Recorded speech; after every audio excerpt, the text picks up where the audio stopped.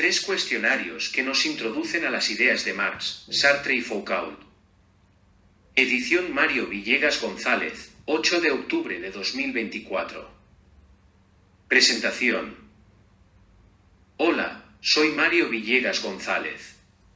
En esta grabación me auxilio de la voz de una computadora para hacerles saber que, hoy 8 de octubre del año 2024, les presento a ustedes tres cuestionarios que, en 1 hora 46 minutos, aproximadamente es lo que dura esta grabación, resumen los tres cuestionarios de alguna forma algunas de las ideas de Carlos Marx, de Jean-Paul Sartre y de Michel Foucault.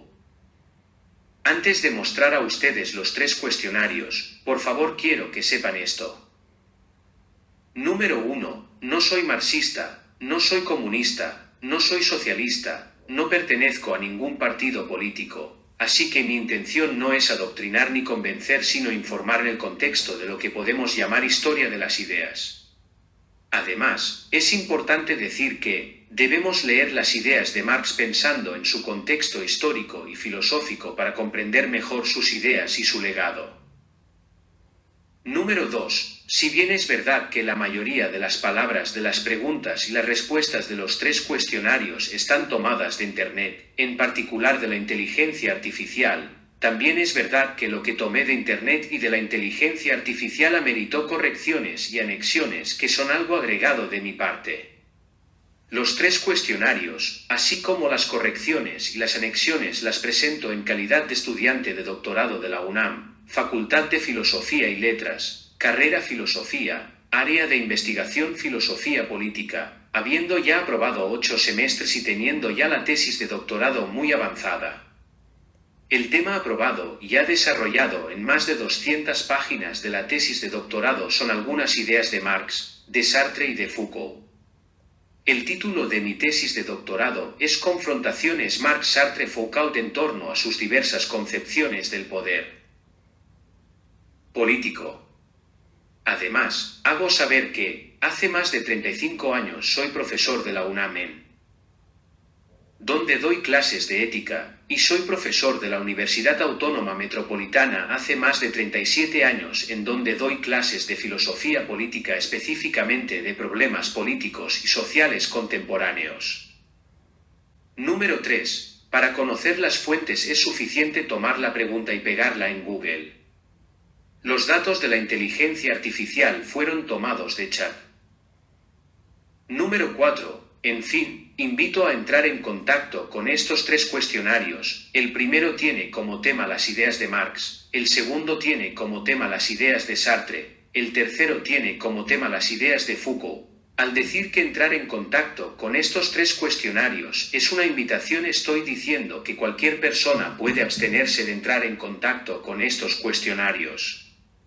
Así que, por favor, actuemos con cordura, la cual les agradezco a todas y a todos, por lo mismo también agradezco el buen criterio al valorar lo aquí dicho. Gracias. Dicho eso, escuchemos a continuación todo lo siguiente. Inicio con este prefacio. Iniciemos con el autor que más polémicas ha generado, Marx.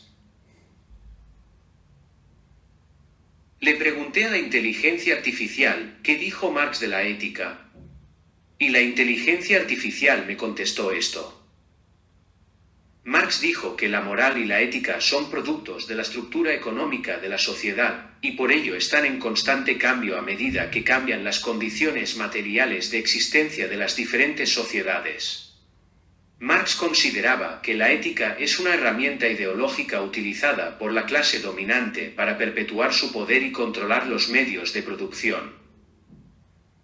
Ante esa respuesta de la inteligencia artificial afirmo que, no obstante, la ética y la moral existen, y pienso que pueden no solamente servir a la clase dominante en la medida en la que la ética y la moral nos sirvan a nosotros para contribuir a la libertad, pueden servirnos para liberarnos de la opresión sea quien ejerza opresión sobre nosotros, y pueden servir a la responsabilidad, pero debemos buscar cuál ética y cuál moral contribuyen a conquistar esos valores.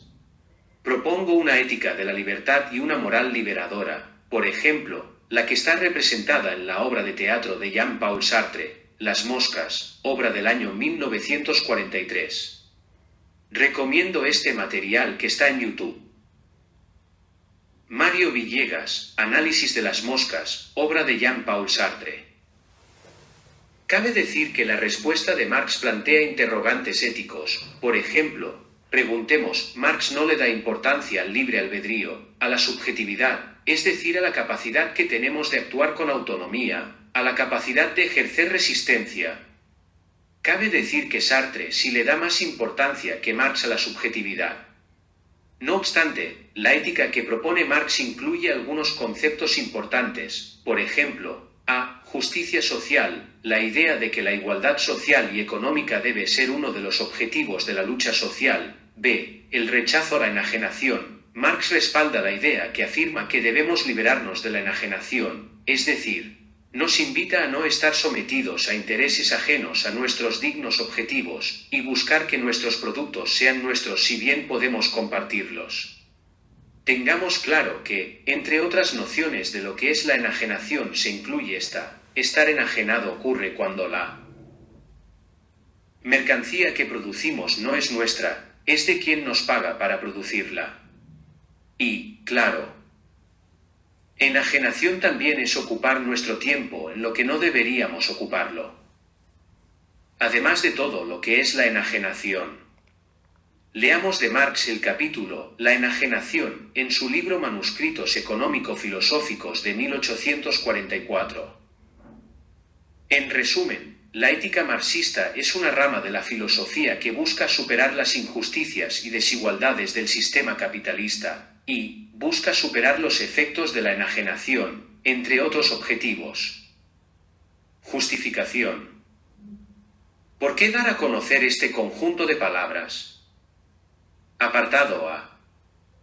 Podemos preguntar, ¿el poder político es negativo, inmoral o positivo, moral? Michel Foucault responde, el poder político no es inherentemente positivo o negativo, moral o inmoral, sino que es una relación compleja y multifacética que se ejerce en diferentes niveles y formas. Foucault argumenta que el poder político no es algo que se posee o se detenta, sino que es algo que se ejerce en una red de relaciones, poder al que se puede resistir, una persona o más de una, en diferentes contextos. La resistencia se da o es posible cuando el poder político es negativo. Además, cuando el poder político es positivo puede ser productivo y creativo, y cuando es negativo puede ser represivo, opresivo, tirano. En su libro Vigilar y castigar, Foucault analiza cómo el poder político se ejerce a través de instituciones y prácticas. Se ejerce en el macropoder, es decir, en el Estado, pero también se ejerce en instituciones como la prisión, la escuela, la familia, la religión, el hospital, el asilo, etc., instituciones a las que llama Foucault micropoder. También nos ayuda a entender esas instituciones el libro de Foucault Microfísica del poder. Él muestra en varias de sus obras, por ejemplo, en las mencionadas, cómo esas instituciones producen y regulan la conducta humana, incluyendo la conducta moral, de la cual se ocupa la ética. Foucault también destaca la importancia de la resistencia, la lucha contra el poder político tirano, argumentando que el poder político es siempre contestable y que las relaciones de poder político son inherentemente inestables. En resumen, para Foucault, el poder político es una relación compleja que puede ser tanto positiva como negativa, dependiendo del contexto y de cómo se ejerce. Apartado B. Preguntemos si tiene importancia ocuparnos de las ideas de Marx si sabemos del fracaso del socialismo en la URSS y en otros países que dejaron de ser socialistas. Creo que la respuesta es sí, porque algunos países siguen siendo socialistas, por ejemplo, China, Cuba y otros. Además, tiene importancia ocuparnos de las ideas de Marx, porque son parte de la historia. Lleva implícita esa historia la historia de la ética y la historia de la moral. Algunos pensamos que fracasó el socialismo en particular por limitar la libertad de incurrir en dogmas y autoritarismo, entre otras causas, es decir, sabemos del fracaso de muchas ideas de Marx cuando se intentó llevarlas a la práctica, fracasos que se resumen en algunas críticas que le hacen a Marx, al marxismo, al socialismo. En particular destacan las críticas al comunismo. Dicen, para rechazar e ignorar las ideas de Marx, las ideas del socialismo, las ideas del comunismo, dicen que son utopías, que son ideología arcaica, que dan muestras de una incapacidad estructural de modernización, que son otras de las variantes de la modernidad en crisis, que son causas de desgracias, que deben prohibirse, etcétera, etcétera. Además, por ejemplo, Simón Bolívar escribió que es más útil ocuparnos de lo que es nuestra presente realidad. Frase en rechazo a ocuparnos de las utopías. No obstante, es un hecho histórico la existencia de las ideas de Marx, razón suficiente para ocuparnos de ellas. Independientemente de si hoy China es o no es marxista o cualquier persona o cualesquiera países, yo no soy marxista. Digámoslo claramente, las ideas de Marx son parte de la historia, son parte de una ética, la ética marxista, y, según algunas personas, las ideas de Marx son hoy críticas vigentes al capitalismo. Críticas que no creo cambien al capitalismo tal como se nos presenta hoy. En fin, en la historia de alguna forma existe una ética marxista. Pero, más importante es decir esto, mi fin no es adoctrinar, ni convencer, ni obligar a saber el contenido de estos tres cuestionarios. Entonces, insisto, queda como invitación leer la siguiente información, siendo una invitación puede ser rechazada, es decir, se puede no leer todo lo siguiente, este cuestionario acerca de Marx, o los tres cuestionarios, hacerlo es opcional. Primer cuestionario, algunas ideas de Carlos Marx. Preguntas y respuestas. 1. ¿Quién fue Carlos Marx y qué defendió? R. Fue el hijo de un abogado judío, abogado que cambió de religión porque no lo dejaban trabajar siendo judío. A diferencia de su padre, Marx nació el 5 de mayo de 1818 en Alemania, murió el 14 de mayo de 1883 en Inglaterra. Fue un filósofo fundador del llamado socialismo científico, llamado así para distinguir al socialismo propuesto por Marx de los otros tipos de socialismo. Marx menciona algunos de los diferentes socialismos en su libro Manifiesto del Partido Comunista. El socialismo científico es un elemento teórico básico para la lucha de clases que Marx asumió junto con otras personas, por ejemplo su gran amigo Federico Engels. Este fue hijo de un acaudalado capitalista fabricante del que Engels heredó su riqueza. Uno de sus libros más importantes es el Manifiesto del Partido Comunista, libro en el que defienden el derrocamiento de la clase burguesa explotadora capitalista. En el Manifiesto Comunista, y en otros trabajos, Marx describe la lucha de clases en la sociedad capitalista y describe el pronóstico de cómo el proletariado acabará arrebatándoles el poder a las élites dominantes en todo el mundo. Su libro El Capital, crítica de la economía política, es su obra cumbre, es un intento de apuntalar sus ideas con hechos verificables y con análisis científicos. 2. ¿Qué defiende Karl Marx? R. defiende el comunismo, entre otros medios, con una metodología llamada materialismo histórico, útil para comprender el desarrollo de las sociedades a lo largo de la historia. Según esa metodología, la historia es empujada hacia adelante por la lucha de clases, lucha con la que se quiere el control de los medios de producción. 3. ¿Cuáles son las ideas principales de Karl Marx? R. Sus críticas al capitalismo y las ideas que aportó acerca de plusvalía y enajenación. Léase el libro de Marx Manuscritos económico-filosóficos de 1844. Capítulo: La enajenación, entre muchas otras críticas e ideas que aportó. Él creyó que es posible la crítica racional al capitalismo. Crítica que afirma debe huir del idealismo que reduce las manifestaciones de la realidad a formas de conciencia. Esta debe huir de una concepción abstracta del ser humano que no tome como base su forma de vida material, su clase y su historia. Según Marx, se ha de buscar una concepción concreta de la realidad. 4. ¿Qué sostuvo Marx? Marx sostuvo que el capitalismo está destinado a desarrollarse de tal forma que va a originar su propia destrucción, y urgió a los trabajadores a organizarse para apresurar su caída. Proletarios de todos los países, uníos, expresó Marx en las últimas palabras del Manifiesto Comunista. Expresión que invita a que el socialismo sea internacional. Lo que lo llevó a fundar, con Engels y Bakunin, la primera internacional socialista. 5. ¿Qué es lo que quería Marx? El comunismo, sociedades sin clases sociales, el final de la lucha de clases. Es decir, Marx quería más para los trabajadores, deseaba que fuésemos más independientes, más libres, más creativos, y sobre todo, más dueños de nuestro propio tiempo, y dueños del producto de nuestro trabajo. Básicamente dijo que deberíamos vivir una vida que vaya más allá del trabajo, el trabajo debe ser un medio y no un fin. Quería una vida en la que tengamos más libertad y más autonomía, en la que podamos decidir cómo queremos vivir. Quería igualdad y no explotación, no enajenación capitalista de los trabajadores. 6. ¿Qué propone Marx?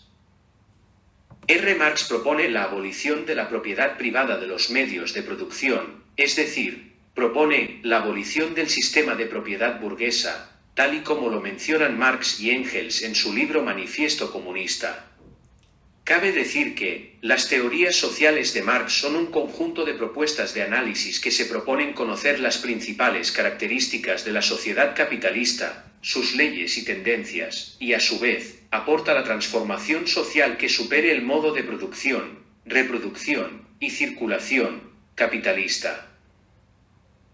7. ¿Qué pensaba Karl Marx del capitalismo? Este importante filósofo alemán del siglo XIX, economista y revolucionario, pensaba que el capitalismo es radicalmente criticable por inestable. Que tiene incorporada la tendencia a producir auges y colapsos cada vez más grandes y profundos por los que, a largo plazo, está destinado a destruirse a sí mismo. 8. ¿Qué afirmó Marx del ser humano? Afirmó que nada hay en la Tierra y sus alrededores superior al ser humano.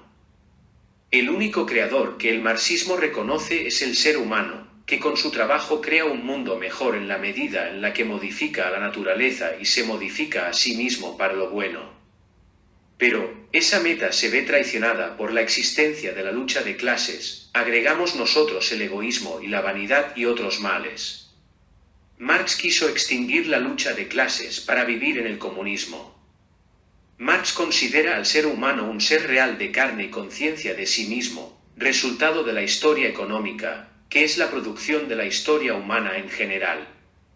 Sostiene que el ser humano se realiza modificando la naturaleza para satisfacer sus necesidades en un proceso dialéctico en el que la transformación naturaleza-humanidad es mutua. 9. ¿Qué defiende la filosofía de Karl Marx? Lo que defiende Karl Marx, en su filosofía, creemos algunos se resume en su texto, Tesis sobre Feuerbach, específicamente en su tesis 11, tesis en la que dice Marx que se debe cambiar el mundo, no solamente interpretarlo. Dice él, los filósofos no han hecho más que interpretar de diversos modos el mundo, pero de lo que se trata es de transformarlo. Eso quiere decir que, se debe practicar una mirada crítica teórica de la realidad y comprometerse con el cambio hacia una mejor sociedad, a eso le podemos llamar praxis. 10. ¿Con cuáles palabras podemos resumir el pensamiento económico de Karl Marx? Marx señala a la producción como el eje central y el punto de arranque del proceso económico, al tiempo que ese proceso desencadena una interdependencia recíproca o un condicionamiento mutuo con el resto de las fases económicas, así el intercambio, circulación, la distribución y el consumo. En conclusión, para Marx la economía es la base de todo, lo que resume su filosofía de la economía. 11. ¿Qué es y qué sostiene el marxismo? El marxismo es una teoría filosófica, económica y política fundada por Carlos Marx y Federico Engels en el siglo XIX. Derivó después de ellos en varios tipos de marxismo, por ejemplo, 1. Marxismo ortodoxo, seguimiento dogmático, estricto, de las ideas de sus fundadores, incurriendo en ocasiones en falacia de autoridad. 2. Marxismo revolucionario, tener como fin la revolución, es decir, la lucha armada. 3. Marxismo humanista, poner el énfasis en la libertad y en la crítica al capitalismo. B. El marxismo sostiene que es necesaria la continua crítica al capitalismo. Pero no solo sostiene la crítica a la sociedad capitalista, sino también propone un proyecto socialista que cree debe evolucionar hacia el comunismo, proyecto para llevarlo a la práctica a favor de una nueva sociedad. La constante crítica debe incluir una interpretación de la evolución histórica, política y económica de la sociedad.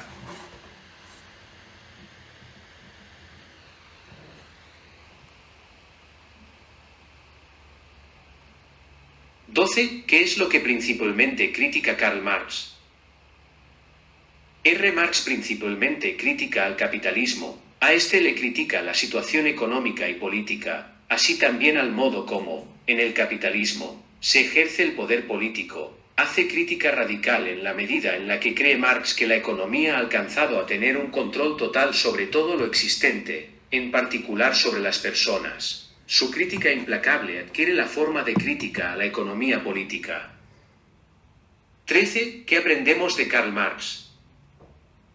Aprendemos de Marx que lograr la igualdad económica no es el problema principal. Lo es terminar con la dominación, la sumisión, de unos sometiendo a otros. Esa era su primera preocupación. Así que, por eso propuso el comunismo, la no existencia de clases sociales.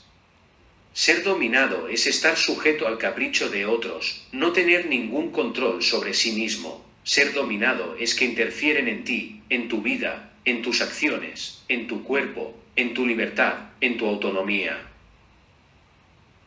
14. ¿Cuál es la base del marxismo? La base del marxismo es una crítica al sistema capitalista al que acusa de haber permitido diseñar economías con resultados desastrosos e incluso horrorosas dictaduras, fascismo, estalinismo, maoísmo, etc., que sin lograr hegemonía fracasaron. Las ideas planteadas en el libro Manifiesto Comunista abogan por el derrocamiento del sistema de clases sociales y la abolición de la propiedad privada. 15. ¿Cuál fue el mayor logro de Marx? Marx logró publicar en 1867 el primer volumen de su obra magna El Capital. Para entonces Marx había ya roto violentamente con las otras formas de socialismo, algunas las menciona en el Manifiesto Comunista. 16. ¿Qué podemos decir de la dialéctica? Otra gran aportación de Marx es el modo como usó el concepto de dialéctica. Habló de la dialéctica de la naturaleza humana y sus relaciones entre conocimiento y realidad social. Para Marx, la sociedad se organiza a partir de una relación dialéctica entre infraestructura material económica y una superestructura ideológica. El uso de la dialéctica implica analizar las contradicciones existentes entre lo que se afirma, tesis, y lo que se niega, antítesis, para llegar a una conclusión, síntesis. 17. ¿Qué es la ideología para Marx? En términos generales, Marx presenta la ideología como un conjunto de ideas, conceptos, creencias, destinado a convencer universalmente acerca de verdades que no lo son. El hecho de tratar de convencer de verdades que no lo son obedece a intereses particulares de un individuo, de un grupo, de una religión, de un jefe, de un partido político, u otro agente social. Marx principalmente critica a la ideología porque obedece a los intereses de la clase dominante.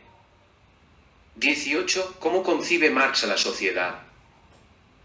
R. Marx concibe a la sociedad humana como el sujeto real que ejerce el acto colectivo de la producción de su propia vida en todas sus formas, empezando por las condiciones materiales de su existencia, mediante la elaboración de los recursos brindados por la naturaleza de la que forma parte.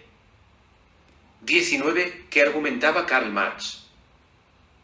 R. argumentaba que el poder político se construye a partir de ideas, concepciones y valores, y poder económico. Así entonces, abordó una visión amplia y panorámica de la política como un complejo de diferentes momentos a partir de la relación entre poder económico y dominación política. Él critica la relación poder político y poder económico en el capitalismo. 20. ¿Qué defiende el marxismo? R. defiende que los trabajadores manejen los medios de producción, que sean ellos los dueños de esos medios. Con eso se evita, según Marx, que una minoría, la burguesía, acumule riqueza para explotar a la mayoría. Así pretendió trazar un camino para acabar con la lucha de clases a través de la construcción de una sociedad igualitaria, es decir, comunista. 21. ¿Qué dice Marx del trabajo? R. Marx dice que el trabajo es una actividad específica de los individuos en donde pueden expresar su humanidad.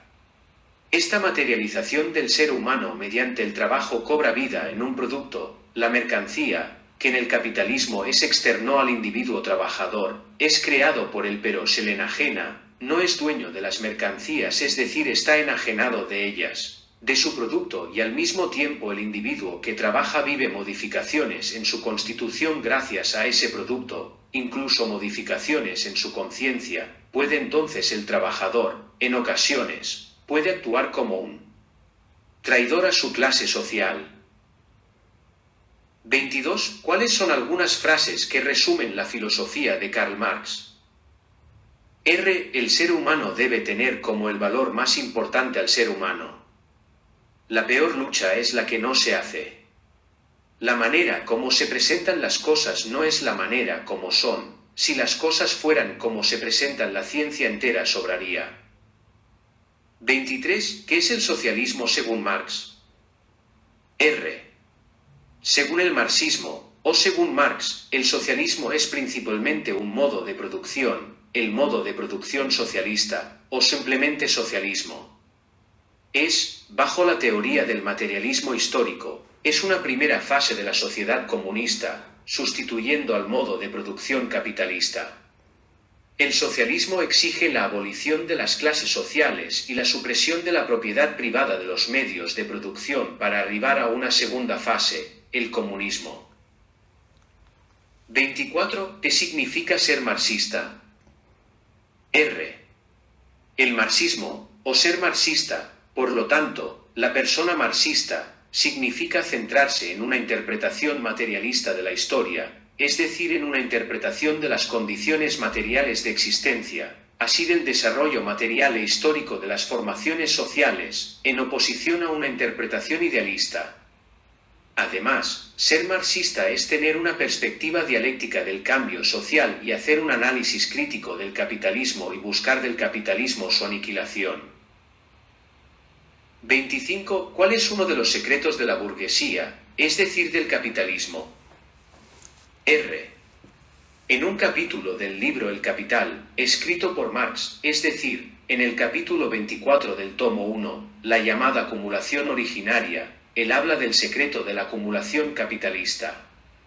En resumen, dice él que, el capitalismo, así entonces la burguesía, ha recurrido a la violencia, robar, matar, mentir, y todas las otras formas de violencia, por ejemplo, la colonización y el neocolonialismo, ha recurrido a la violencia para ser quien posee la mayor riqueza en las sociedades. Violencia que oculta en calidad de secreto, secreto del burgués, y barra diagonal o de la burguesía, y barra diagonal o del capitalismo como el origen de su riqueza, principalmente en el origen de la historia del capitalismo, si bien no se excluye que se puede seguir usando la violencia como origen de la riqueza. 26. ¿Qué conceptos, en economía, estudia Karl Marx? R. Los conceptos básicos son modo de producción, proceso de producción, fuerzas productivas y relaciones de producción. Es sabido que para el marxismo la producción de la vida material constituye el factor determinante en última instancia de la historia, y por consiguiente de las clases sociales. 27. ¿Qué le critica Karl Marx a la economía capitalista? R. Dice que, en la medida en la que la economía capitalista tenga un control total sobre todo lo existente, debe hacerse la crítica implacable de todo lo existente, lo cual adquiere la forma de crítica implacable de la economía política. 28. ¿Con cuáles palabras podemos resumir su teoría del valor de las mercancías? R. Marx sostiene que el valor de una mercancía deriva del tiempo de trabajo socialmente necesario invertido en ella. Para obtener beneficios, los capitalistas compran la mejor mercancía capaz de producir valor, la fuerza humana de trabajo, la capacidad humana de trabajar, la compran por debajo de su valor real, fuerza de trabajo humano que produce plusvalía, es decir, riqueza económica para la burguesía. Fuerza de trabajo humano que en lo posible sustituyen con máquinas, incluyendo robots e inteligencia artificial, etc. 29. ¿Qué significa la palabra praxis? R. Llevar la teoría a la práctica. 30. Según Marx, ¿a cuál clase social pertenecemos? R. Nos lo dice el hecho de ser dueños o no de medios de producción, y tener o no tener asalariados a nuestro servicio. Asalariados son quienes reciben un salario, asalariados de los que se obtiene plusvalía. De ahí se derivan muchas clases sociales, las principales, burguesía y proletariado, además clase media, terrateniente, campesina, jornalera, lumpenproletariado, los pobres sin trabajo, la clase política, los jefes que gobiernan, etc. 31. Una contradicción relevante en el capitalismo, ¿cuál es? R. El carácter cada vez más social, cooperativo, para hacer posible la producción, la distribución y el consumo, lleva a la solidaridad que atenúa la lucha de clases, o lleva b. la exaltación de la lucha de clases rechazando a quienes no trabajan y son ricos. 32. ¿Por qué Carlos Marx fue pobre? R. Karl Marx vivió en la extrema pobreza muchos años, acompañado de su esposa, sus hijas y sus hijos, vivió en extrema pobreza durante gran parte de su vida. De hecho, murió pobre, debido a sus ideas comunistas revolucionarias y debido a su activismo político, razones por las cuales lo corrieron de varios países. Aunque se tituló como doctor en filosofía y provenía de una familia judía próspera, Marx se convirtió en un intelectual y activista cuya situación económica se vio afectada por su dedicación a la escritura y a la práctica de la política, lo que lo llevó a depender de la ayuda financiera de amigos y familiares, como Federico Engels, un capitalista. A pesar de sus dificultades económicas, Marx continuó desarrollando sus ideas y escribiendo obras influyentes como El Capital y el Manifiesto del Partido Comunista, y el libro Manuscritos económico-filosóficos de 1844, etc. 33. ¿Cuáles son los ejes principales del marxismo? R. Críticas al Estado burgués capitalista. Críticas a la dominación burguesa y a la represión. Críticas que hacen necesario abordar el poder político con apego a su realidad. 34. ¿Qué dice Marx de la lucha de clases? R. Dice en el Manifiesto Comunista que la historia de toda sociedad hasta nuestros días es la historia de la lucha de clases. Marx sostiene que la lucha de clases deriva de intereses económicos antagónicos. 35. ¿Qué dice Marx de la clase dominante? R. Según Marx, en el modo de producción capitalista, la clase dominante es la clase capitalista, denominada también burguesía, y se define por poseer y controlar los medios de producción a través de los cuales domina y explota a la clase trabajadora, de la que extrae la plusvalía, la principal fuente de la riqueza de la burguesía, de los capitalistas. 36. ¿Cuáles son las fuentes del marxismo? R. Según el ruso Vladimir Ilich Lenin, las fuentes teóricas del marxismo son la filosofía clásica alemana, la economía política clásica inglesa y el socialismo utópico francés. 37. ¿Qué dice Marx de la adaptación del ser humano a la naturaleza por vía del trabajo? R. Pensaba que los seres humanos requerimos del trabajo para adaptarnos a la naturaleza. El trabajo es la transformación consciente de la naturaleza y la adaptación a ella. Engels considera al trabajo la razón por la que evolucionamos de simios a humanos. 38. ¿Qué dijo Marx de la estructura y de la superestructura de la sociedad? R. Dijo que la sociedad está constituida por una estructura y por una superestructura. A. La estructura de toda sociedad está constituida por niveles o instancias articuladas por una determinación específica, la infraestructura o base económica, unidad de estos dos factores, las fuerzas productivas y las relaciones de producción. La estructura económica es la base de todo, es la base de la superestructura. Es la base de la sociedad, lo es la economía. B. La superestructura comprende dos niveles o instancias, la jurídica y la ideología. La superestructura entonces está formada por el derecho, lo jurídico, y la ciencia, la religión, la filosofía, la moral, la ética, el amor, el arte, etc. Es decir, todo aquello que existe gracias a una base económica, todo aquello que requiere dinero para existir, así lo jurídico y lo ideológico. 39. ¿Qué significa la enajenación? R. La enajenación, o extrañamiento, o saberse no dueño, o sentirse ajeno, o lo que no nos pertenece, significa, para Marx, que el ser humano no se experimenta a sí mismo como el factor activo de su captación del mundo, sino que el mundo, la naturaleza, los demás, y él mismo, permanece ajeno a él, el sujeto enajenado está pasivo. También alude al hecho de no pertenecernos lo que producimos.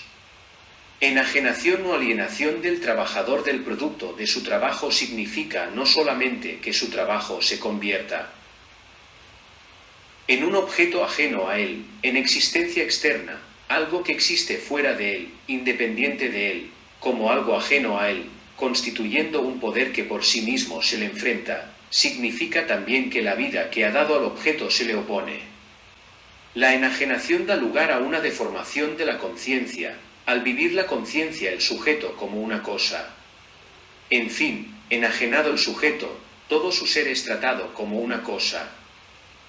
40. ¿Qué dice la ética que defiende Marx? R. Él sostiene que, al igual que la moral en su conjunto, la ética, cada una de sus manifestaciones, cada norma y virtud, está en perpetuo movimiento, en perpetuo cambio, surgiendo, desarrollándose, desapareciendo y volviendo a aparecer con otras formas, pasando de un estado cualitativo a otro. Pero, pensamos que es necesaria la ética y la moral, entonces, ante las críticas que les hace Marx debemos buscar que sean liberadoras, es decir, la ética y la moral creemos con Marx y Sartre que deben inclinarse a la libertad por vía de la crítica cuando se presentan como ideología. 41. ¿Por qué Marx está a favor de una ruptura epistemológica? R. Para pensar de otro modo lo que debe ser la sociedad. 42. De entre los diferentes tipos de marxismo, ¿qué dice el marxismo revolucionario de la violencia? R.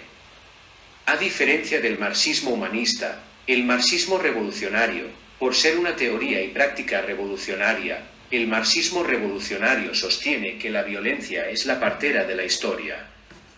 Dijo Marx, la violencia es la partera de toda sociedad vieja que lleva en sus entrañas otra nueva.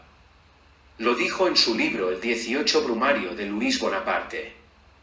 Esas palabras de Marx nos llevan a decir que, es cierto que, el poder político puede incorporar elementos no violentos, mas, toda política se desarrolla con cierto grado de violencia que puede ser física, simbólica, etc. De ahí que Foucault nos lleva a creer que donde hay poder hay resistencia. Acerca de lo que dice Foucault de la resistencia, confrontes el libro de Foucault Historia de la Sexualidad, volumen 1, La voluntad de saber, página 116.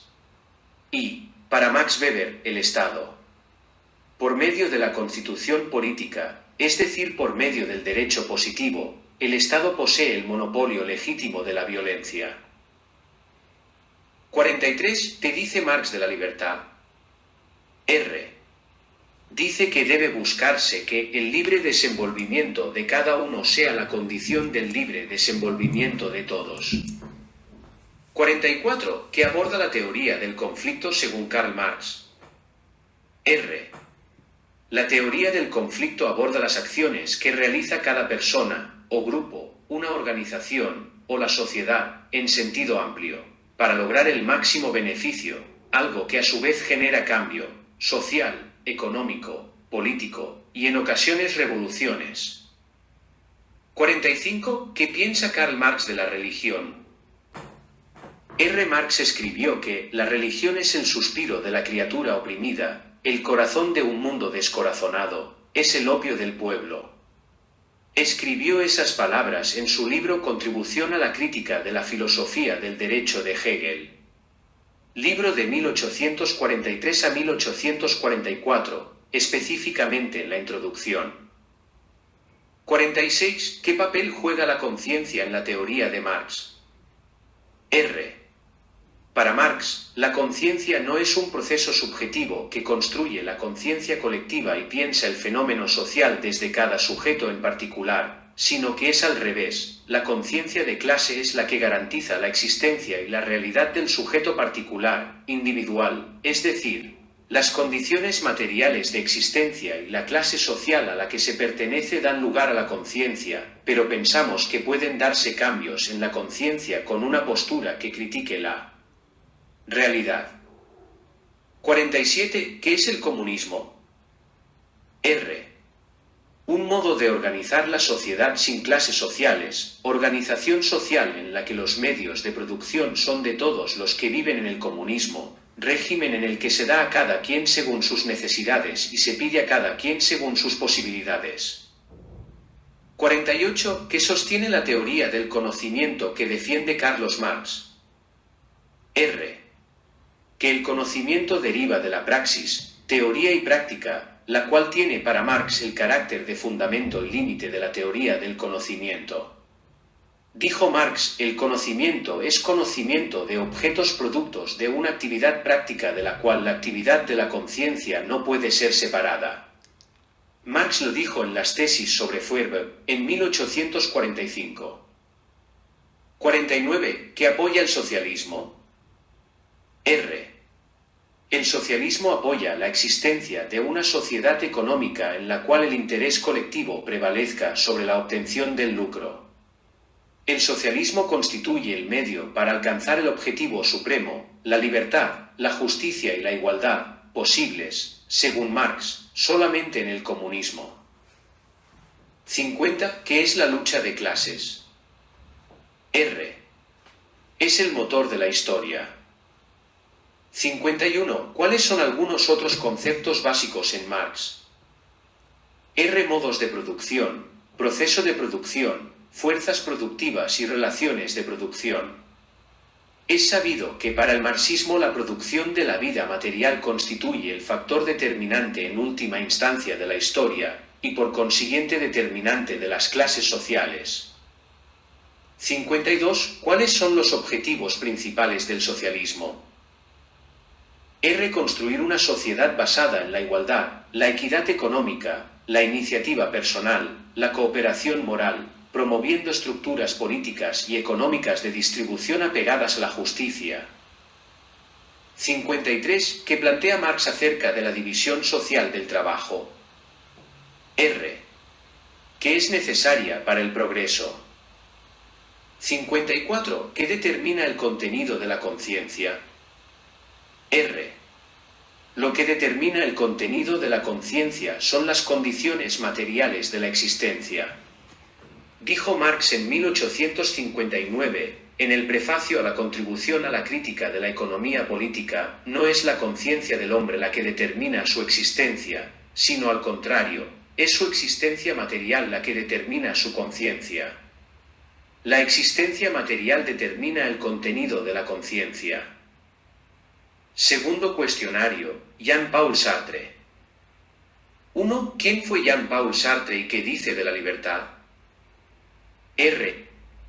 A. Jean-Paul Sartre, 21 de junio de 1905 a 15 de abril de 1980, fue un filósofo, literato, crítico, militante de la política.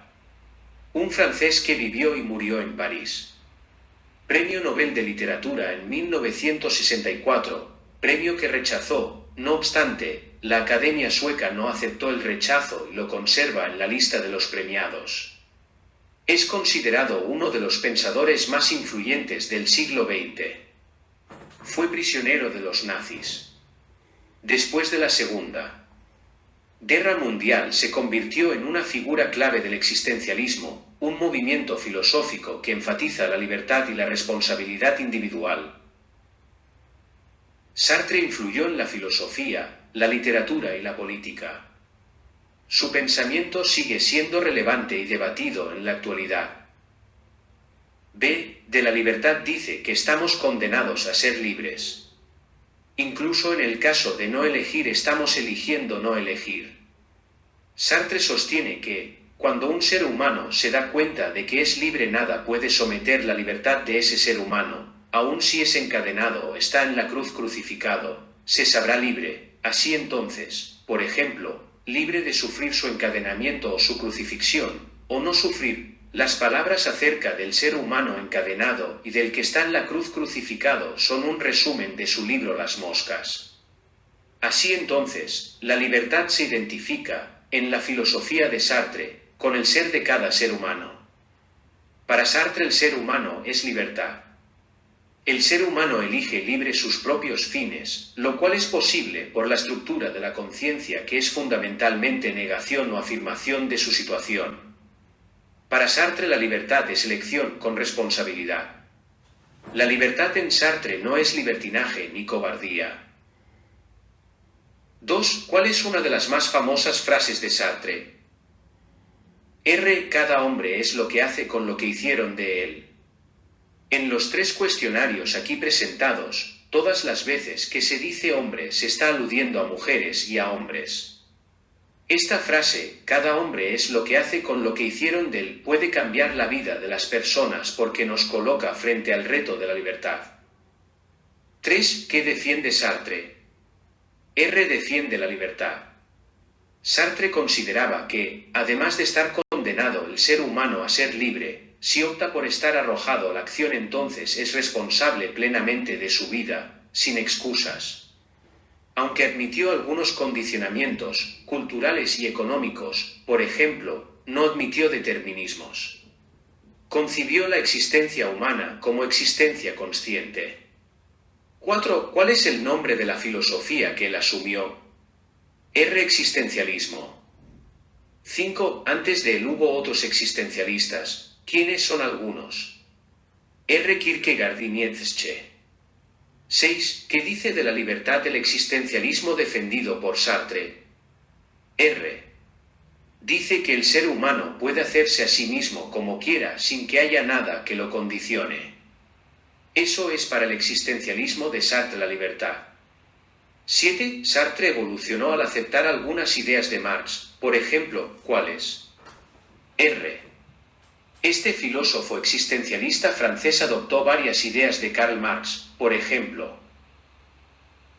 A. Crítica al capitalismo, es decir, Sartre compartió la crítica marxista al capitalismo, considerándolo un sistema que aliena y oprime a los seres humanos, les roba su libertad. B. Le da importancia a la praxis. Adoptó la idea marxista de la praxis, enfatizar la importancia de la teoría para la acción práctica a favor de la transformación de la sociedad. C. Sartre asumió la concepción dialéctica de la historia.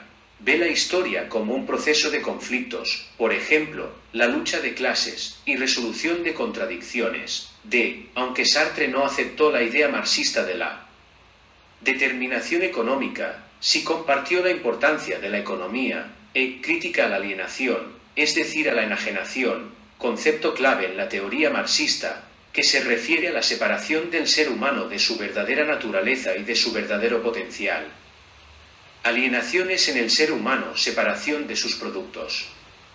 8. Sartre se distanció de algunas ideas de Marx, por ejemplo, ¿cuáles? R. A. Rechazó el determinismo económico. Sartre no aceptó la idea marxista de que la economía determina la conciencia y la historia. B. Rechazó que Marx no pusiera énfasis en la subjetividad. Sartre enfatizó la importancia de la subjetividad y la experiencia individual, lo que contrasta con la orientación más objetivista de Marx. 9. ¿Cuál es un ejemplo de obra en la que defiende Sartre la libertad? R. Las moscas, una obra de teatro escrita en 1943, durante la época en la que los nazis invadieron Francia. 10. ¿Cuál es un ejemplo de obra de Sartre en la que podemos leer las ideas de Marx que acepta Sartre y las que rechaza él? R. En su obra crítica de la razón dialéctica, 1960, Sartre sintetizó el existencialismo y el marxismo, creando una teoría que combinara la libertad individual con la conciencia de la estructura social. A esa teoría de Sartre podemos llamarla marxismo existencialista. 11. ¿En cuál obra de Sartre ejemplifica algunos de los problemas que se derivan de dificultar la individualidad, por ejemplo, los problemas que se derivan de no poder estar solos? R. El título de la obra es A puerta cerrada, 1944. 12. Un concepto fundamental en el existencialismo es el concepto de angustia. ¿Cómo se relacionan la libertad, la responsabilidad y la angustia en las obras de Sartre? R. La conexión que establece Sartre la podemos resumir con estas palabras: la angustia es el reconocimiento de una responsabilidad como posibilidad o como imposibilidad, es decir, la angustia se constituye cuando la conciencia se ve escindida de su esencia, de su identidad, por la nada. La nada es el vacío que acompaña a la conciencia humana. A diferencia de los objetos, que simplemente son, la conciencia siempre se enfrenta a la ausencia de lo que quiere ser, o separada del futuro por su libertad. Confróntese, de Sartre, su libro El ser y la nada, ensayo de ontología fenomenológica, libro de 1943. 13. En la conferencia de Sartre El existencialismo es un humanismo, presentada el 29 de octubre de 1945, luego publicada como libro con ese título, Sartre dijo: la existencia precede a la esencia. Esencia, es decir, identidad. ¿Qué podemos decir del mensaje de esa frase? R. Podemos decir de esa frase que A. Está diciendo que no tenemos una esencia al nacer, una identidad. La esencia, la identidad, se va construyendo a través de nuestras lecciones, nuestras acciones y experiencias. Con ello creamos nuestra propia identidad, creamos nuestra esencia. No hay una esencia predeterminada que defina nuestra naturaleza antes de nuestra existencia. No hay un plano destino fijo. Somos libres para crear nuestra propia esencia a través de nuestras decisiones y acciones. Ejemplo 1. En el que Sartre dice que no nacemos para ser doctor, es decir, un niño no nace como médico o doctor en filosofía, sino que se convierte en ello a través de sus libres elecciones y gracias a sus acciones, acciones que implican esfuerzos, cansarse y seguir e implican sacrificios, abstenerse de esto y aquello. No obstante la presencia de la subjetividad en nuestras elecciones y en nuestras acciones, no olvidemos que para Marx son condiciones materiales las que hacen posible el logro de nuestros proyectos, ante lo que Sartre dice: sí, también, pero no solamente. Ejemplo 2. Una persona no es inherentemente valiente o cobarde, sino que se define así a través de sus actos. B. Esta frase, la existencia precede a la esencia, tiene implicaciones profundas. Por ejemplo, está diciendo: la libertad es fundamental puesto que nos permite elegir y crear nuestra vida.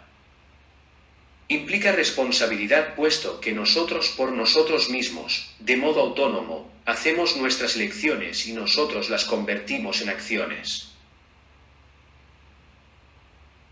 No debemos culpar a la naturaleza, al destino, a la sociedad, por nuestras decisiones son nuestra responsabilidad. Así entonces, la frase está diciendo que el cobarde es responsable de su cobardía, el escritor lo es porque escribe y así en todos los casos en los que hay libertad.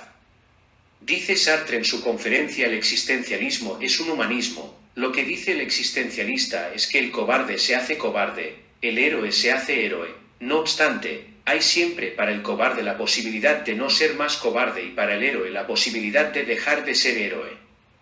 Lo que tiene importancia es el compromiso total, y no es un caso particular, una acción particular, lo que compromete totalmente. Ustedes ven que el existencialismo no puede ser considerado como una filosofía del quietismo, puesto que define al hombre por la acción, ni como una descripción pesimista del hombre, no hay doctrina más optimista, puesto que el destino del hombre está en él mismo, ni como una tentativa para descorazonar al hombre alejándole de la acción, puesto que le dice que solo hay esperanza en su acción, y que la única cosa que permite vivir al hombre es él. Acto.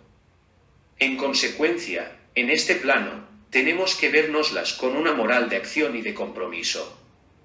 Así entonces, en el caso de los seres humanos, la existencia precede a la esencia, lo que hacemos nos da identidad. La identidad no es previa a lo que hacemos. 14. Según Sartre, ¿qué implica toda acción? R. Un medio material y una subjetividad. 15. ¿Qué dice de la necesidad y de la contingencia? R. Lo contingente puede suceder o no. Lo necesario es inevitable que ocurra. El problema es creer que lo contingente es necesario y lo necesario contingente. Sartre rechaza que se considere fatal a la necesidad. Considerarla fatal responde a un afán colectivo alienado de suceder en serie. 16. Para Sartre, ¿cuál es el fundamento de todos los valores morales? R. La libertad. 17. Entre otros aspectos, ¿qué debe enfrentar la libertad? R.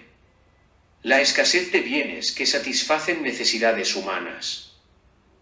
18. ¿A qué es equivalente la búsqueda de una vida moral? R.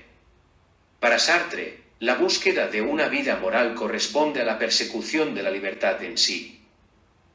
19. Sartre, ¿qué dice del amor? R. Dice que, aquel que quiere ser amado debe querer la libertad del otro, porque de la libertad emerge el amor, si someto al ser que amo se vuelve objeto, y de un objeto no puedo recibir amor.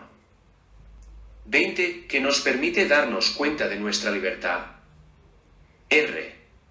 El miedo, la ansiedad, la angustia, la nada, la culpabilidad y la conciencia, son algunos elementos que permiten al ser humano darse cuenta de su libertad. Es decir, el ser humano quiere ser libre en la medida en la que no quiere tener miedo, no estar ansioso, quiere algo en lugar de nada, busca redimirse de la culpa, quiere darle contenido a su conciencia. 21. ¿Qué dice Sartre de Dios? R. Sartre, públicamente, se declaró ateo en la conferencia El existencialismo es un humanismo, 29 de octubre de 1945, él tenía 40 años. 22. ¿Qué dijo Sartre de la nada? R. Nada es la ausencia de la presencia. De la nada Sartre afirmaba que es parte de lo que es el ser humano, es decir, está habitado a la vez de ser y, sobre todo, de no ser. Al no ser el ser humano se hace lo que quiere ser. 23. ¿Qué es la felicidad para Jean-Paul Sartre? R. Felicidad no es hacer lo que uno quiere, sino querer lo que uno hace. 24. ¿Qué es el humanismo según Sartre? R. Es creer que los seres humanos se debaten entre el ser y la nada, y que realmente serán después de haber elegido ser y serán tal como se hayan hecho por sí mismos, sin intervención divina. Es creer en la libertad como algo posible para todos los seres humanos. El humanismo es partir, como inicio de cualquier filosofía, de lo que es el ser humano. Es creer en la igualdad entre todos los seres humanos. Por ello expresó Sartre: valgo lo que cualquier hombre, ni más ni menos. 25. ¿Qué es lo absurdo para Sartre? Lo absurdo es, ante todo, la propuesta que exige el abandono de toda lógica en lo referente a la existencia, debido a que para un espíritu absurdo la razón es vana y no hay nada más allá de la razón. 26. ¿A qué alude el concepto mala fe? El concepto mala fe se refiere a la tendencia humana a negar o evadir la libertad y la responsabilidad. En la vida cotidiana se evidencia la mala fe cuando alguien se justifica diciendo no tengo elección o diciendo hago lo que hago, no tengo opciones, hago lo que se espera de mí. En la obra de teatro de Sartre A puerta cerrada los personajes culpan a los demás por sus acciones, así que rechazan su propia responsabilidad, con lo que incurren en mala fe. 27. Estas palabras de Sartre, el infierno son los otros, que sugieren que las relaciones con los demás pueden ser una fuente de conflicto y sufrimiento. Las expresó en su obra de teatro A puerta cerrada, 1944. 28. ¿Qué dice Sartre del ser en sí y del ser para sí? El ser en sí es el ser de las cosas, un ser completo e inmutable como una piedra o un objeto. El ser para sí es el ser de la conciencia humana, que es incompleto y está siempre en proceso y es definido por su capacidad de cuestionarse y proyectarse hacia el futuro. 29. ¿Qué rol juega la responsabilidad en la ética existencialista de Sartre? En la ética existencialista de Sartre, cada persona es completamente responsable de sus acciones y decisiones. No hay excusas externas válidas porque somos los únicos que determinamos quiénes somos a través de nuestras elecciones. La responsabilidad no solo es personal, sino que cada elección impacta a toda la humanidad. Además, al elegir una acción estamos diciendo que cualquier ser humano es digno también si elige esa acción. Postura kantiana. 30. ¿Qué dice Sartre de la mirada de una persona, mirada dirigida a otra persona? Dice que, con la mirada podemos hacer un juicio de los demás. Con la mirada nos cosifican y nos obligan a vernos desde fuera, lo que genera alienación. Sartre dice que, con la mirada nos obligan a confrontar nuestro ser y nuestras decisiones. Y que, hay ocasiones en las que no podemos escapar de la mirada condenatoria, lo ejemplifica en la obra A puerta cerrada. Así entonces, el otro, en particular con su mirada, influye en la formación de la identidad del yo del mirado. La mirada del otro nos revela aspectos de nosotros mismos que no podemos ver por nuestra cuenta. Sin embargo, la mirada también nos cosifica, convirtiéndonos en objeto de juicio y control, lo que provoca alienación. 31. ¿Qué dice Sartre del proyecto? Para Sartre, el proyecto es el conjunto de acciones y decisiones que cada persona elige como algo que va a hacer para darle forma a su vida. Es el compromiso del esfuerzo a hacer para definir quién se quiere ser, aunque nunca se alcance una identidad final o fija comparada con el proyecto, ya que la existencia está en constante cambio. El existencialismo de Sartre plantea la necesidad de tener un proyecto de vida.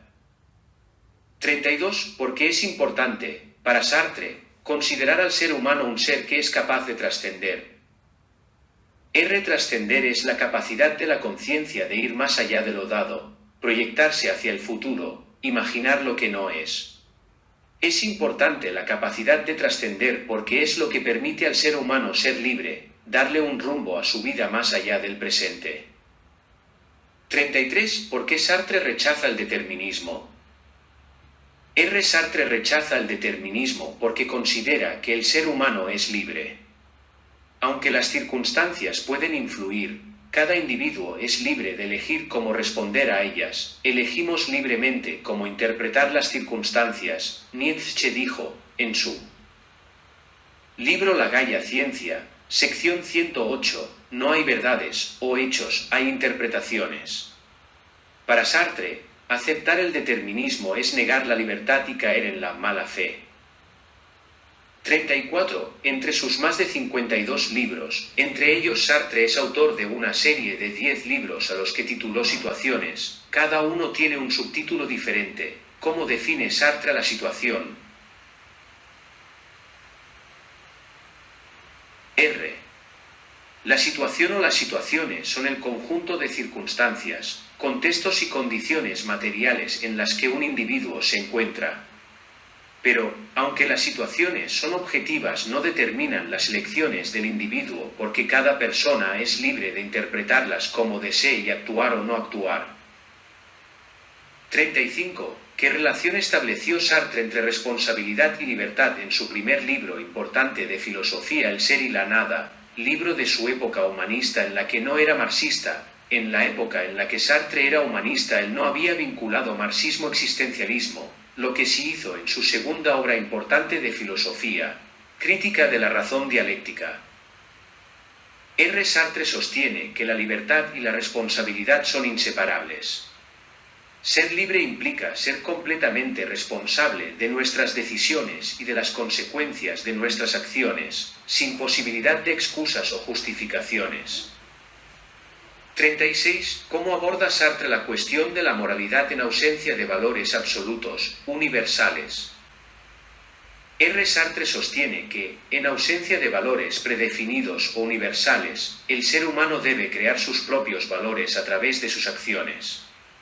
Para Sartre la moralidad es subjetiva, pero cada elección refleja un compromiso con la humanidad puesto que al elegir también se elige para los demás. Postura defendida antes por Kant en lo que Kant llamó el imperativo categórico.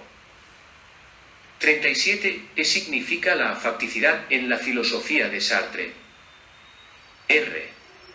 En la filosofía de Sartre la facticidad refiere los hechos inalterables de la vida de una persona, por ejemplo, el nacimiento, el pasado, el contexto social. Hechos que, aunque no se pueden cambiar, no determinan el futuro del individuo, ya que la libertad del individuo le permite interpretar y reaccionar ante la facticidad. Apegado a esta creencia, somos lo que hacemos con lo que han hecho de nosotros. 38. ¿Qué piensa Sartre del marxismo? R. Piensa que es insuperable mientras no se superen las condiciones que lo hicieron nacer, las condiciones capitalistas. 39. ¿Qué es la náusea en la novela de Sartre, La náusea? R. En esa novela, escrita entre 1930 a 1938, la náusea es la sensación de desarraigo y absurdo que el protagonista experimenta al darse cuenta de que las cosas y la propia existencia carecen de significado inherente, no tienen significado en sí, el significado se lo damos a nuestro arbitrio, la especie humana. Por eso las cosas y la existencia humana tienen un significado que es variable. La náusea es la conciencia cruda de la contingencia y la falta de propósito inherente de la vida. Así que, el personaje de la novela La náusea se da cuenta de esto. Si bien es verdad que la vida carece de significado inherente, podemos darle significado trascendente con la libertad que poseemos de hacer algo con nuestra vida gracias a un proyecto. El personaje elige ser escritor, y si esa novela es autobiográfica, como creemos algunos que lo es, el personaje, no lo dice la novela, logró ganar el Premio Nobel de Literatura gracias a que eligió hacer algo con su vida para que su vida tuviera un rumbo, una meta, una razón de ser, en su caso, ser escritor. No estoy diciendo que Sartre escribía para ganar el Premio Nobel, estoy diciendo que lo ganó. 40. Según Sartre, ¿cómo vivimos nuestro ser para otros? R. Según Sartre, el ser para otros es la dimensión de la existencia en la que somos conscientes de cómo nos perciben los demás. Por ello, las relaciones interpersonales están marcadas por una lucha entre el deseo de ser libre y no poder serlo, porque el para otros es el momento en el que decimos, mi libertad termina donde empieza la de los demás. La frase, mi libertad termina donde empieza la de los demás, se atribuye comúnmente a John Stuart Mill, un filósofo y economista británico del siglo XIX. Sin embargo, la frase exacta que se encuentra en la obra de Mill la libertad individual tiene por límite el daño que puede causar a otros, John Stuart Mill, en su libro sobre la libertad, 1859. Esa idea se conoce como el principio del daño, y establece que la libertad individual debe ser limitada cuando puede causar daño a otros. Lo que escribió Jean-Paul Sartre fue esto: la libertad del otro es la condición de mi propia libertad. Jean-Paul Sartre, en su libro El existencialismo es un humanismo, 1946. Con esas palabras, Sartre enfatizó la interconexión de las libertades individuales y la responsabilidad que conlleva. 41. Sartre evolucionó del existencialismo humanista hacia el existencialismo marxista. Luego del existencialismo marxista dio otro paso en su evolución. ¿Cuál paso dio? Evolucionó hacia el anarquismo moral. 42. En su obra Las moscas, en cuanto al poder político, ¿qué defiende? Sartre defiende que es posible la resistencia, incluso la de un individuo, Orestes, ante el macropoder político del Estado, Orestes enfrentando al rey Egisto y Orestes enfrentando a la reina, la madre de Orestes, y es posible la resistencia, incluso la de un individuo enfrentando al micropoder, Orestes enfrentando a la religión, al dios Júpiter, y enfrentando a su familia, a su hermana Electra y a su madre Clitemnestra. 43. Sartre, en su obra cuyo título es A puerta cerrada, que nos plantea respecto al poder político. Plantea que el juicio por nuestras malas acciones no requiere ningún castigo físico, ni requiere la cárcel, bastan los mecanismos del poder político que logran vea al acusado. Entonces, en el libro A puerta cerrada, vigilar y castigar se concreta en las miradas de recriminalización, miradas de las que no se puede escapar. El tema vigilar y castigar es el tema de un libro de Michel Foucault cuyo título es Vigilar y castigar. Foucault es el teórico del poder más trascendental que conozco. Vigilar, por ejemplo, con el panóptico y barra diagonal, o el biopoder y barra diagonal, o la biopolítica. Entonces, bastan las miradas condenando de tal modo que no se pueda uno alejar de esas miradas, miradas de desprecio de tal modo que son equivalentes al infierno. El infierno son los demás gracias a sus miradas de desprecio de las cuales no podamos alejarnos. Tesis de la obra de Sartre A puerta cerrada. Tercer cuestionario. Michel Foucault.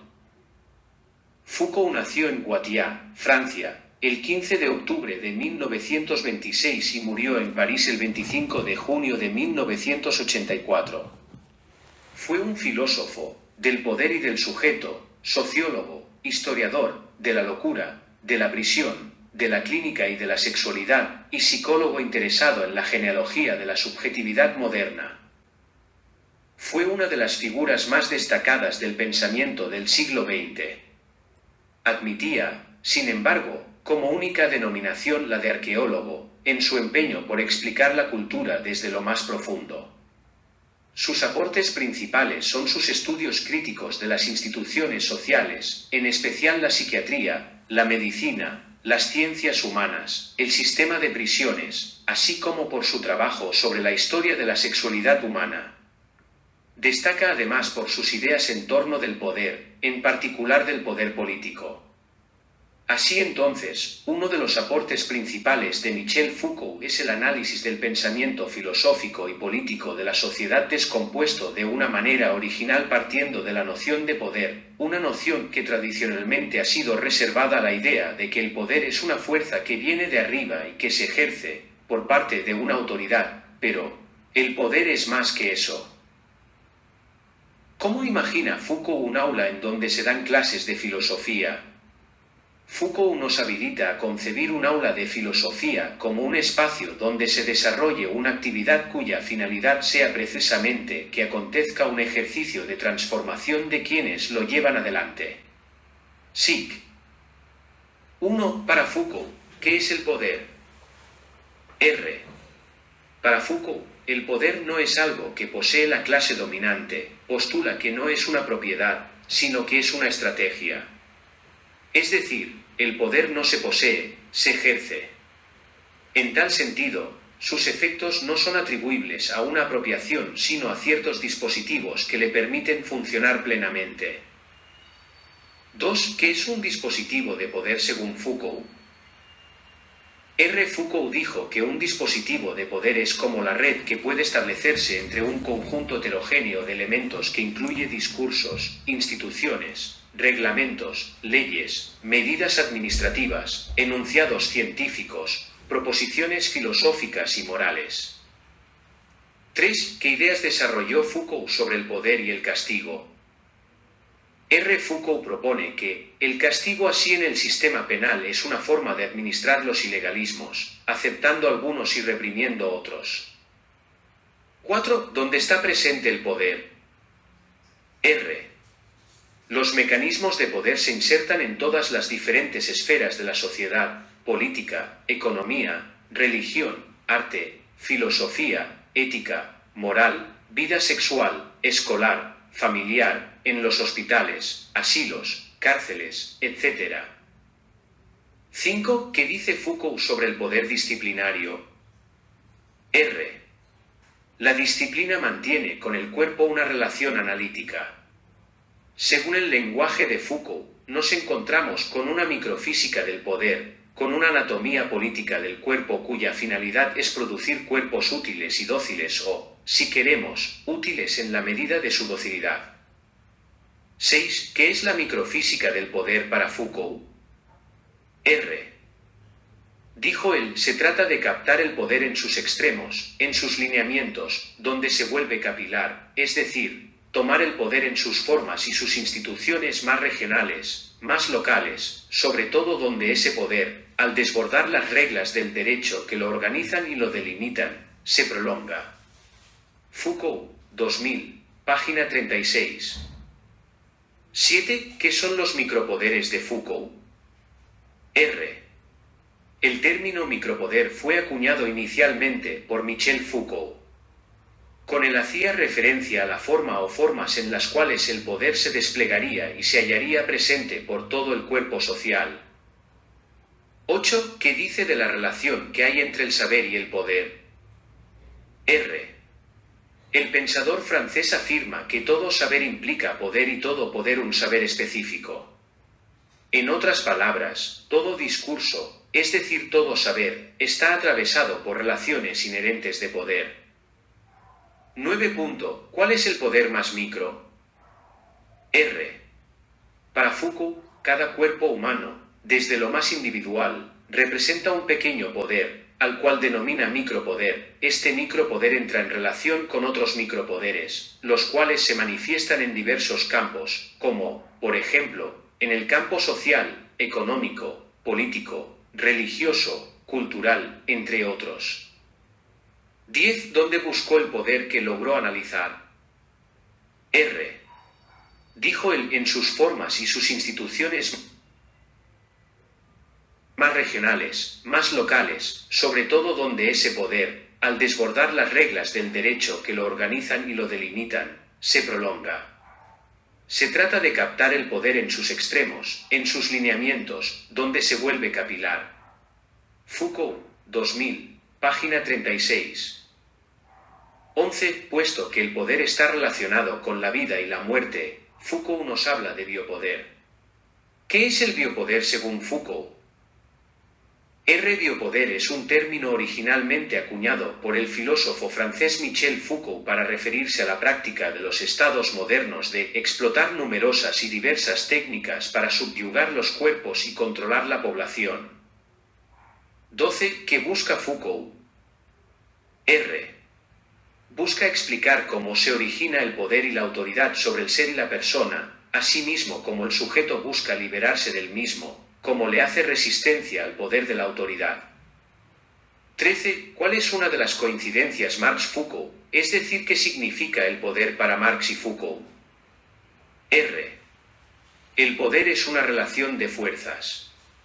Por lo tanto, no surge después que se ha estructurado el todo social, sino que es elemento de su conformación. Desde el poder se construye la sociedad, pero el poder permanece en la sociedad. 14. ¿Qué es la verdad para Foucault? R. La verdad para Foucault se entiende en dos niveles. Por un lado, implica el efecto político que involucra la correspondencia, aceptación o validez de tal o cual enunciado, y, por otro lado, involucra la producción de determinados mecanismos que sirven para poner en práctica esos enunciados. 15. Foucault sospecha del conocimiento, junto con Marx y Freud, es decir, que le cuestiona Foucault al conocimiento. Foucault quería romper la adicción cultural al conocimiento. Por ejemplo, dijo, el título solamente sirve para definir una especie de valor comercial asignado al saber, permite también hacer creer a aquellos que no lo tienen, hacerles creer que no tienen derecho al saber y que son incapaces de saber lo que saben los que tienen un título. Son palabras de Foucault en una conversación entre Michel Foucault y Jack Chancel en el programa Radioscopie, el 10 de marzo de 1975. La conversación está en YouTube, búsquese con este título, Michel Foucault acerca de la enseñanza. Esa sospecha sobresale más claramente en su libro Historia de la sexualidad. Su idea más fundamental era que, por ejemplo, el conocimiento de la sexualidad moderna había hecho un pacto fáustico con la verdad. 16. ¿Sobre qué actúa el biopoder?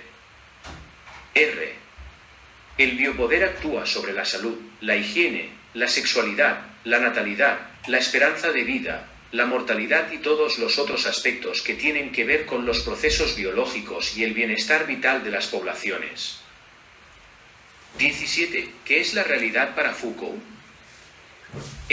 Lo real son las prácticas humanas, lo que hacen los hombres, lo que se hace materialmente en tal o cual época. Por ejemplo, existen tales prácticas de locura, tales prácticas de la sexualidad, tales prácticas de la confesión, etc.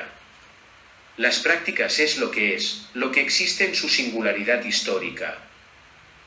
18. ¿Qué es la felicidad para Foucault?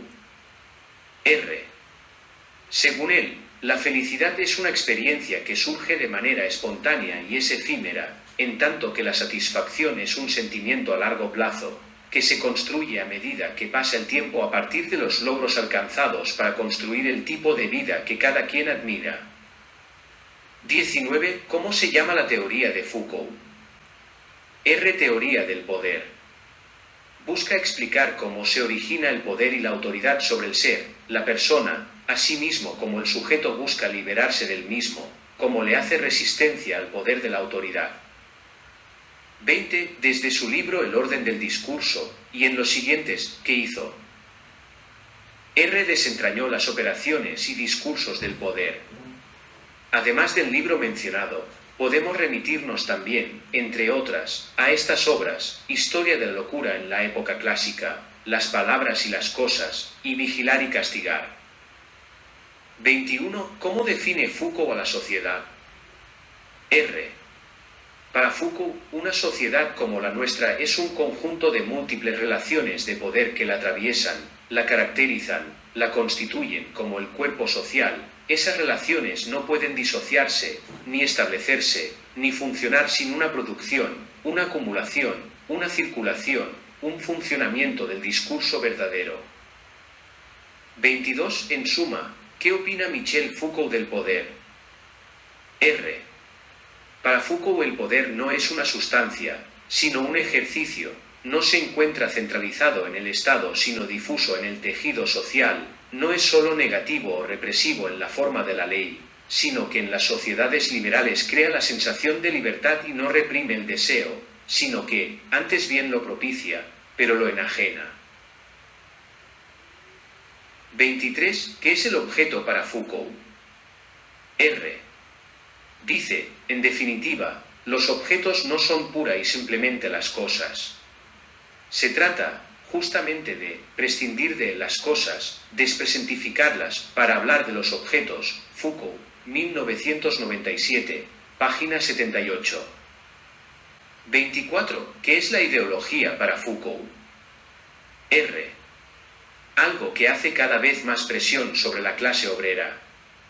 Un conjunto de creencias a favor del orden, de la virtud, de la aceptación de las leyes, de lo que es conveniente y de lo que no lo es. La ideología está cada vez más interiorizada. Confróntese Foucault, 1972b, 1171.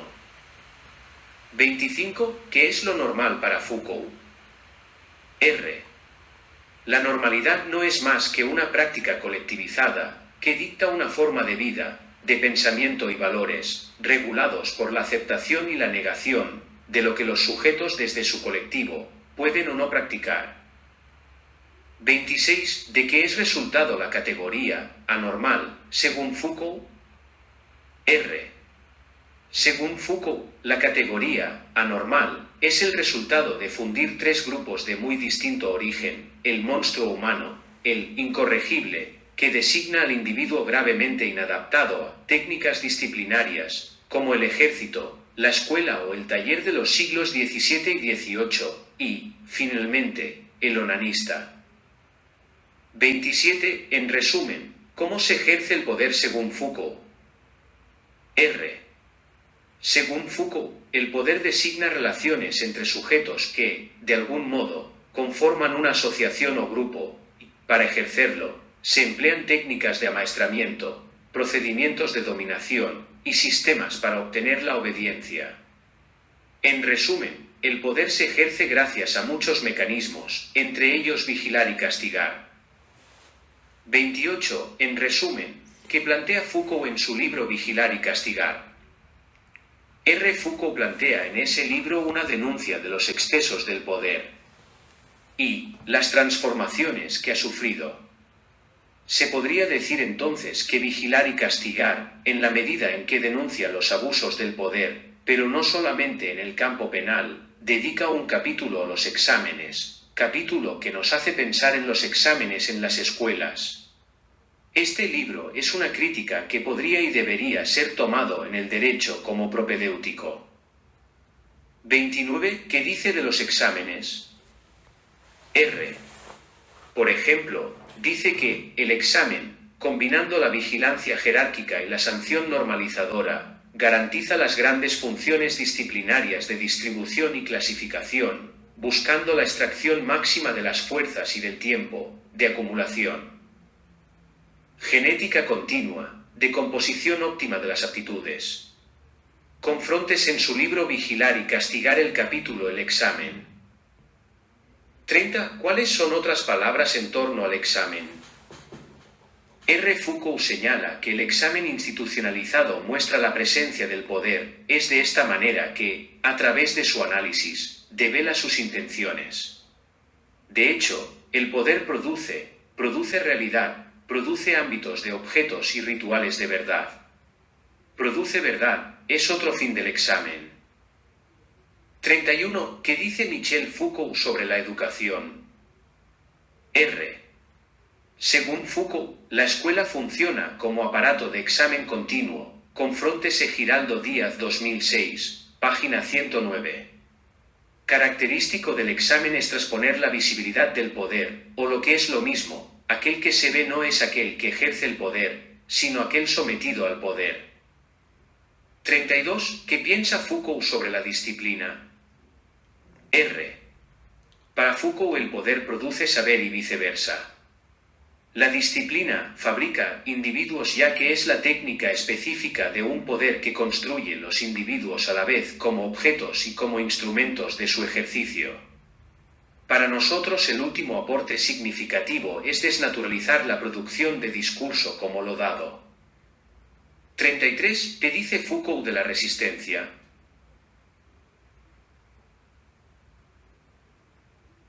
R. Dice que donde hay poder hay resistencia, agregamos nosotros, hay resistencia cuando no hay enajenación. Foucault considera la resistencia como la posibilidad de libertad, la posibilidad de fragmentar el poder para incluir nuevas formas de existir y de hacer de nuestra vida una obra de arte. 34. Donde hay poder hay resistencia. ¿Qué quiere decir eso?